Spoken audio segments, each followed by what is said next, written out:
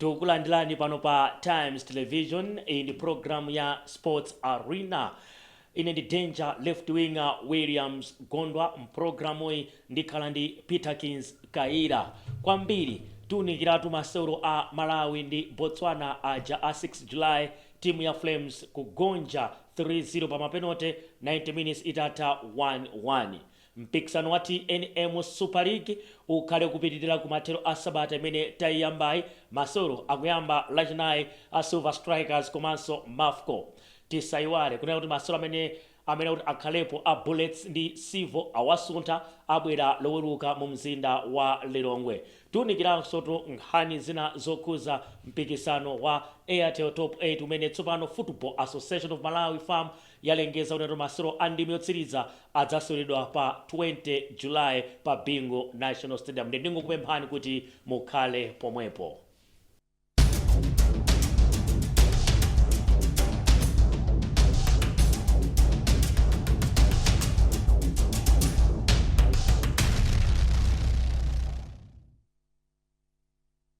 Monga ndinakamba kumayambira program imeneyi ya Sports Arena kuti andijoyina Peterkins Kaira. Peterkins tukulandira pano pa Times Television Sports Arena ndi program yake.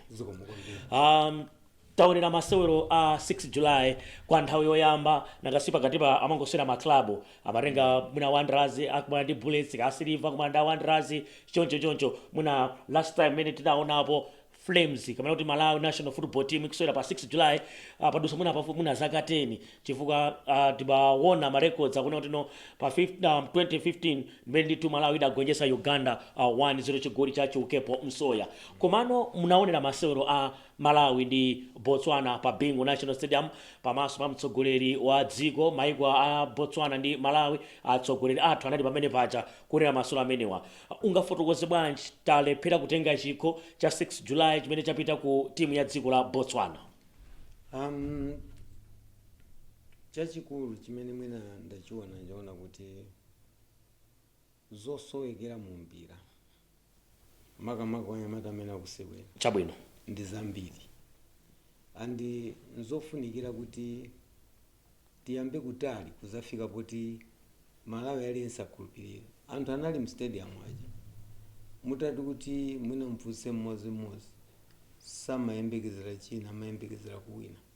6 July mafunika ziwinidwa basi olo zitakuvuta ni motani 6 July mwina mawina 1 mukuchita celebrate your own day, so simungachite climax ya celebration imakhala mpira kumapeto kwake muonera magule muonera chani anthu ambiri mmene mujamabwera kuti kaonere mpira ndio mkapezeka kuti mwaluza.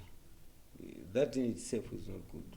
Secondly, kumalawi kunoko ningoti mu Africa muno international games akusowa kwambiri, alright, because our football is still amateur football. Okay, so sinafike pa professional, which means the more games we play the better we equip our players. So if we have international matches on 6th of July, it is helpful to the team.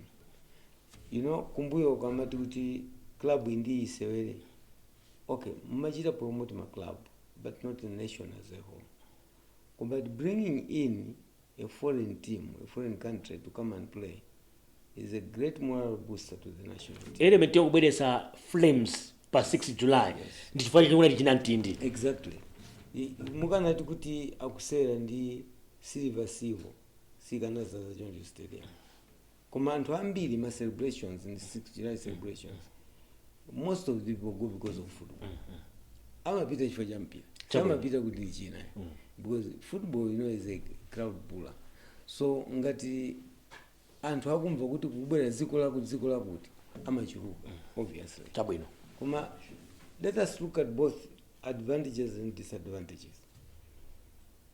Advantages are more by bringing in matimu akunja. Monga mendanena, you give experience to your own team. Okay. Your own team, you give the experience. 2, most of these games psychologically is much Samantha. Because once you play in front of the head of state, there's quite a lot at stake.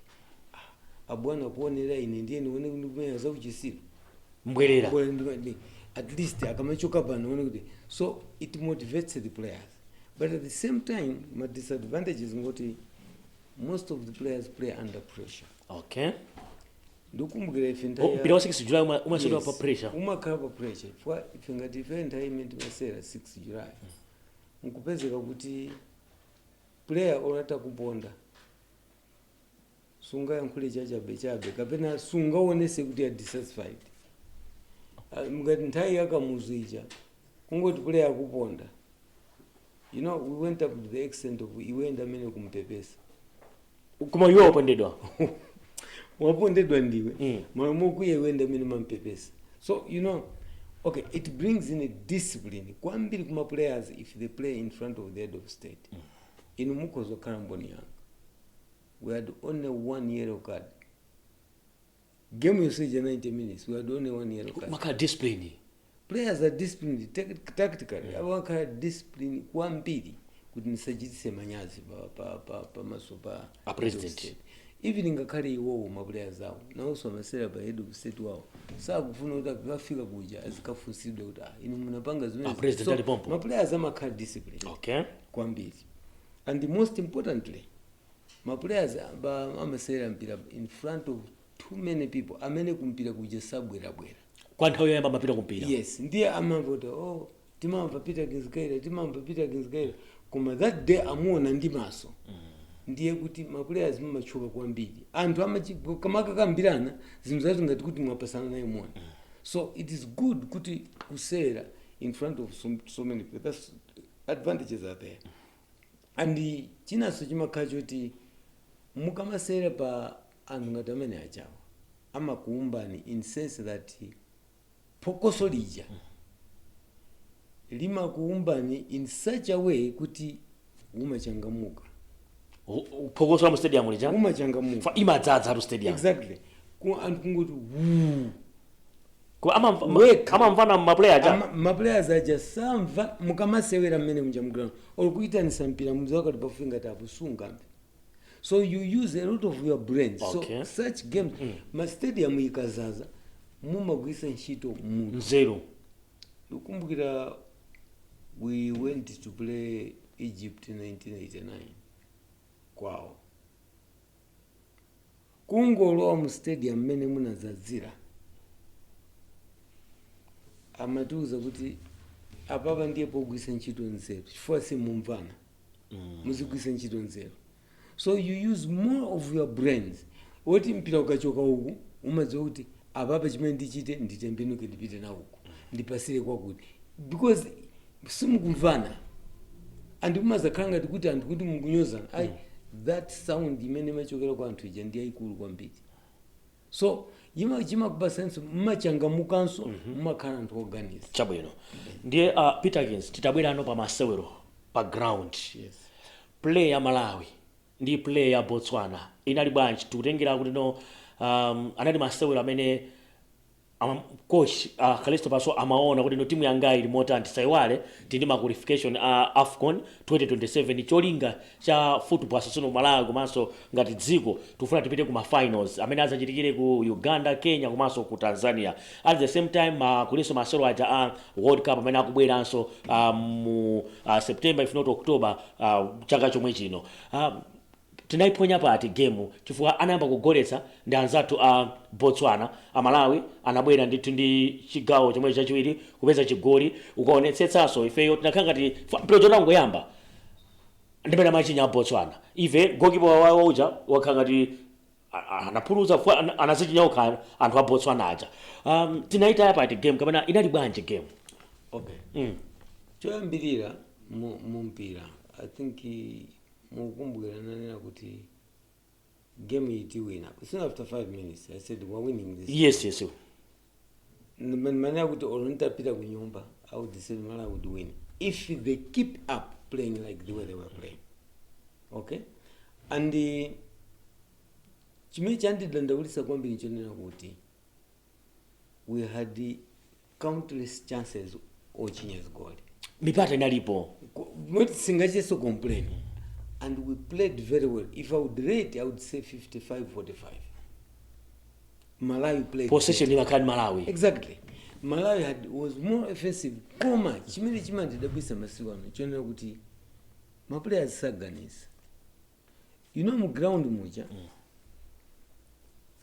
mmene mucha iniyo simungadziwe but ifeyo anthu osewera we have got routes to take muli njira zoyendamo ndi chifukwa chani umazifunsafunso ndi chifukwa chani ndikuthamanga uku kupita uku paina kukhala zinthu ziwiri zofunikira one kuthamanga umene ndikupanga uku ndikuchita create space mzanga abwerepo pamene kuthamanga umene ndikupita uku ine ndikalandire mpira ndigwire ntchito so zinthu ziwiri ukalandire mpira kapena usunthe kuti mzako apeze malo chimadandaulisa nchonera kuti the whole 90 minutes you can't see ma players akuthamanga kuti nimsegutire mzanga njira aliyense ali hungry kuti ndipita ndikatenga ndine mpira ine ndikatenga mpira and ndikuona kuti ma players sakuganiza all pang'ono mukumbukira ndimanenaso pamene pache kuti panali free kick imene ife timachita defend ya Botswana in second half free kick mpira uja uli dead wauyimisa munthu sanamenye maona mmene anthu amakankhirana pakati pache ma players kukankhana funso ndira kuti kodi ma players onse ajaima pakati pacha mu box mucha akufuna chani yankho ndotofuna mpira umodzi si mipira yambiri akufuna mpira umodzi koma the question is akukankhana chifukwa chani mpira sunamenyedwa akukankhana chifukwa chani one it tells me one thing with these days players are not taught how to mark saphunzira how to mark and how to attack because msapeza kuti mukukankhana chifukwa chani mukulimbana refa amabwera nduza kupasani woni ena mayenda mayero kadi mpira usanamenyedwa why chimene akukankhanana sichikuoneka so msapeza kuti pamene ima players mwazifusa kuti kodi pamene mena akuyenda pamene pacha cholinga choti achinye kapena atani so sindikuona kuti kaya ndi chani I don't even know I don't even know so and this is a big challenge ya makocha inatikanika patipo no game imene jamatikanika chimene tikanikira ife game yoseja 90 minutes is lack of composure zomwe zimene ndikunenazi because mukanga tikupeza mpira mwamwayi osati kuti is planned here because you must receive the ball kuti you plan to receive this ball you move there to receive this ball and ungati ukuyenda ukafika kuti nukalandira mpira po udziwa chimene ukachite ndi mpira so if timakanga kuti ni ngozi kuti talandira mpira players must always be composed and ndikudabwa 18 meters 20 meters 25 meters players are still interpassing goal kuoneka pamaso what are they doing how do they train I don't even understand because my chances got game ya lero taluza toka we can't blame anybody titendi kutekera kuti no goals zinayi makwana in fact 6 goals we are supposed to score 6 goals in that game my chances akuoneka kuti this is a chance but my chances ena iweyo ngati munthu wosiyana ndine you can't know ine ndimaziwa kuti icho ndi chigoli icho mmene pali move yo ndi chigoli icho right so you tend to wonder kuti kodi okay do they ask themselves a question why am I playing football why am I making this run why am I doing this ndikudesa njomba chifukwa chani akuzifunsa ukapeza kuti mwina aswa kuzifunsa because you must answer certain questions. It's just like writing a strategic plan. You can't write a strategic plan. You have got to ask questions, and those questions must be answered. Ndiyo umalemba. All right. Ndiye no 13 titaona no game ya 90 minutes ya 1-1. Tinalwa nthawi ya mapenalty. Tinaona ndito anyamaratu akanika kumenya mapenalty. Kusana ndianza to Botswana for game ya 3-0. Ndoti ife ondi penalty mo sinatani sitinachinye. Pajamati mapenalty adodolo. Mwina kapena amene akuza kuti mapenalty ali beudolo amakuna mizani. Okay. Mapenalty kama ndi madolo. Anatika mapenalty amakani madolo. Ineyo mene ndili pano. Ineyo at this age give me your best goalkeeper in Malawi. Sangagwire penalty yanga. Okay. Even if nduze kuti menya mapenalty a 20 sagwira limodzi. Even if ntamuza kuti ndikuika uko ndikumene nitaike mpira. anyamuka sapita ukapita mbali ina. Okay. So you know penalties maybe background yanga kumene ndachokera ndi makocha zena, they taught me a lot of things. Zoro Msisia, you wouldn't train nkumaliza training without training penalties every day. If I could not imagine ngati ningozi, I couldn't believe this is the way penalties can be taken. Muntu okay pali crossbar, iwe mpira wako kudusa pa crossbar, kuchoka pansi ukafika pa crossbar kupitirira mpira mwamba, surprising. And there is no, I've never been taught a penalty uzienda mwamba. Maximum the ball can move is probably 3 to 5 inches from the ground. Okay. The ball must kiss the ground. Kuli konse kumene wike mpira goalkeeper sanga one ngati kumenya pasi. Ife mpira imene tikumenya and taonaso kunati kwa Botswana yondani mpira goalkeeper anapita komweko watu koma unamenda pass, it was kissing the ground, koma unakamenya side netting sanga one. So I don't know kuti amapanga training chani, sindikuziwa, because mutaza kuna mizeni penalty si mwai, you train how to kick penalties. Okay. You train how to kick penalties. But kamwana kena kake so nimakaphunzitsa mpira. Believe you me, kamwana kaja kuti kabwera kazamenya ma penalties aja mukhoza kudabwa. The boy is only 10 years. You can't believe it. Many mwana masewero ma penalties. You train these things. Palibe china chili chose pa ground baja chimene chimachitika siti panga practice. Palibe. Tunaona masonga ramenewa anapereka mpata coach kwa oswera na otisana solepo national team. Yes. Makanga tunomuna kwesa somai tunaona goalkeeper uja wa Blue Eagles Joshua Waga na banana anamuthandiza anamukurubia akagwira penalty koma sina teke. Tunaona Jazz 11 chikumbuso Salima ka composure mukuni na Masowa akina ena ndio amakare akina Lloyd Alon na akina Banegawa ndio ndakabwerebwere. Chikumbuso Salima I think anapita kukosa. Yes. I think anapita kukosa. Okay. Let us say kuti mwana uja kumenya pa home and crowd ngati manage, give him a credit. Okay. Achimwene palibe chinthu chovuta than kumenya pa anthu ochuluka ngati amene aja ali kwanu. Nchinthu chovuta kwambiri. We should give him a credit. Kuma chachikulu mutatu muone mwana uja siku lalera kanapanga history. Zikuloponya zijaro. Kuti ndikubwera game yanga yoyamba kumuzi ndikuyiyamba pamaso pa head of state akantuka ndi hat trick. The most important thing is composure. Okay. Get composed in the box, get composed, and I tell you mpira uma koma kakhala composed goalkeeper makanga tuma mtuma kuti pita huko ine ndikubika mpira huko chabulo kopa sisi sangalase tatuka 6 July we could have done better. Yes. We could have done better. And the head of state kumaliza the whole game. Amechoka pa half time. Yes. Amechoka pa half time. Kurabiliza muna nduna zao kandi ena ndiye kuma aonera mpira uja. In my life I saw him finishing the game kumazachoka muna last 3 minutes pamela kunyamu. Okay? But otherwise head of state at bomb, it means ziko tikati president ziko lilipompo lilindi chibi kukuona. You can't be missing like that. You can't. And partiso president osati watweka ngwakunjaso alipomwepo osa kuonera. No, we need to do that. Chabulo kubatiko kuti nomwina kupita patsogolo no aende motani a Flames. Okay. Timalize motero monkhani. Okay.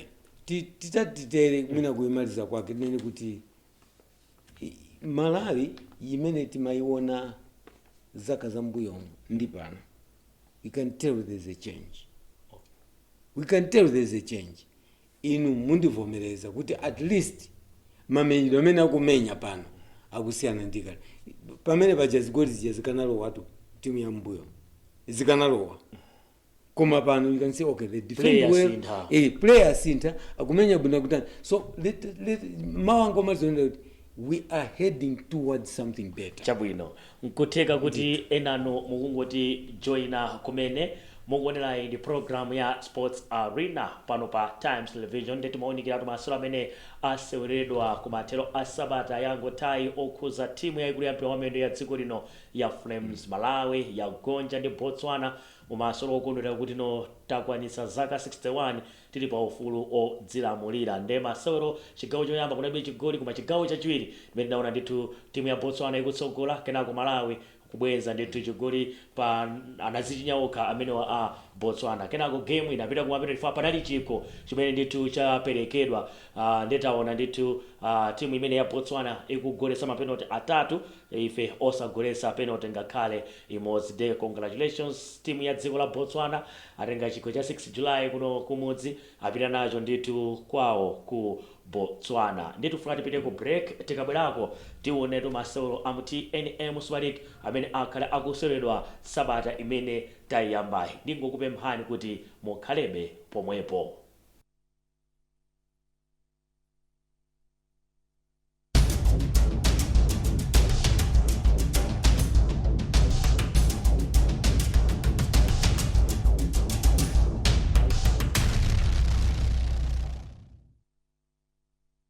Lachiwira program ine ya Sports Arena pano pa Times Television. Peterkins, mpikisano wa TNM Super League mukuona bwanji chifukwa tikaona mene matimu akuchitira pakatali pano titakuona kuti FCB Nyasa Big Bullets inalibe masewero kumathero sabata imeneyi Wanderers analibe masewero kumathero sabata imeneyi ngakhalenso a Silver ndi aekha chifukwa cha 6 July fa ma player ambiri anali ku national team nde Super League of Malawi yasuntha masewero a Bullets ndi Silver amene okhala ndithu lolemba ndi awasuntha kufika loweruka nakasima player anapanga contribute a Bullets ku national team ngakhalenso ena mwa makhala monga ndakambira ndiye weekend imene masewero akuyamba lachinayi kumene kuli masewero aja a Silver Strikers ndi Mafco pa 10 July koma Saturday kuli Silver ndi Bullets Songwe ndi Kamuzu Barracks la Mulungu kudzakhala masewero a Moyale Barracks ndi Silver Strikers ku Rumpi Ekhaya ndi Maite Wanderers masewero amene ali ku Kamuzu Stadium Creek Sporting ndi Mzuzu City Hammers masewero amene ali ku Obredimba Dedza ndi Blue Eagles ali ku Dedza masewero amene wa Chitipa ndi Karonga United ndi masewero panopa matingoti muna matimu ambiri aswera masewero 10-10 Bullets ndi 27 points Wanderers ndi 26 points pa number 2 Ekhaya ali pa number 3 ndi 20 points Silver pa number 4 ndi 18 points muna tiunikire top 4 yathu imene tisanapite pansi mwasangasanga malinga ndi nthawi. On the top 4 teams count Ekhaya out. Ekhaya out. Yeah, count them out. Okay. Don't put them as competitors in the championship. Okay. But we should give them great credit. Kuti iwo awawa, Africa now. If they keep up with that pace, they may finish at respectable position. Okay. Koma competition of the league, forget it. Okay. Sanga ndiwana akumbwera kumene zimachitika. Leicester inatengesa matimu kukatenga jiko. Koma kamujeni nkupita kumusi. I think the following season naipanga relegate, I don't even know. So okay, my teams angono ndichonje. Let us encourage them. Okay. Akuchita bwino alimbikire. Koma kuti zota akakhala championship contenders, forget it. Koma Bullets ndi Wanderers akubwesa competition. Yeah, angosana point imodzi. They are bringing great competition and that competition ikumtunda it will be more fierce. So too yakumusi. For kumusiku kuli Mafco pa number 14. Mutati muonesese 10 points. Yes. Pa masolo 10. Ankanga di game iliyonse angorora point. Ne mutati muonesese kuti the top teams kuchoka pa number 2 kukafika pa number 3 gap is huge. Because a number 3 amenya games ochuluka kusiyana na number 2. Yes, amenya 11 games. Ekhaya ama number 3. Right? A number 3. Ndiye tingoti awo amenyeso 11. Yana 11. Tiyekeze kuti onsewa awina. Silver amenya game 9. Okay, ngati tiyekeze kuti awina. Alright, ali kumtunda. Yeah, I'm coming to Silver. Angata wina ma games yawo. You find the gap. Kuti he is Juruka. Okay. Silver Strikers amenya 9. Give them 10. If they win, akhala baja 21. Yina ilibaja 20. Alright, ndiye kuti adumpa. Awadumpa iwo. Yes. 10. Ndiye akamenya 11. 24. If they win, they are 24. awalira kati pachani pa 20 20 you see what I'm trying to Yes, say. yes, So yes. away for my games ambiri. Now you go kumusiko, count Songwe out. Songwe I find the point imodzi out of 11 games. If you were to declare kuti awabwezeni panopo mukanango wabweza. Okay. Alright, you get my point? Yes. But the issue is the battle will be tight. The rest of the teams ziri kumusizo. There will be huge battle. Chipukwa mapoints akusiyana kweni. Sakusiyana. I think my teams can 6-7 point imenda kusiyana mwina ndi 2-1. So there will be a huge fight kumusiko. Kumtunda so there will be huge. Yikala ngati season ya 2 years ago. Okay. It was the same thing. Kumusiku kunali mukangano kwambiri, kumtunda kunali mkangano. Yes. So all in all, I would say this year's Super League looks more fierce. Chabwino. Zinaso mwanghani ndizokhuza nditu mpikisano wa Airtel Top 8 afamu kamene tafutu pasino Malawi alengeza kunena kuti no masewero amenewa amene kuti no final ya Bullets ndi Silver Strikers akhalepo kumathero asabata imene loweruka pa 12 June koma awasuntha ndi final ya Airtel Top 8 iseweredwa pa 20 July 2025. Peterkins ndithokoze kuti unabwera program ya Sports Arena. Tikakuti ulendo inanso tidzakumanaso program ineyi. Anytime. Chabwino. Anytime. Tithokoze Peterkins Kaira amene anali mlendo wanga program ine ya Sports Arena. Tikatere tamaliza program yathu ya lero koma koposaposa ndithokozenso amene amatijambula kuti ife tioneke mmene tikuonekeramo. Henry Chulu komanso Malenga Chienda ndamene nditu anaongolera zonse pamakina kuchokera kwa ine Williams Gondwa. Pitirizani kuonera kanema wa Times mwakumanonse.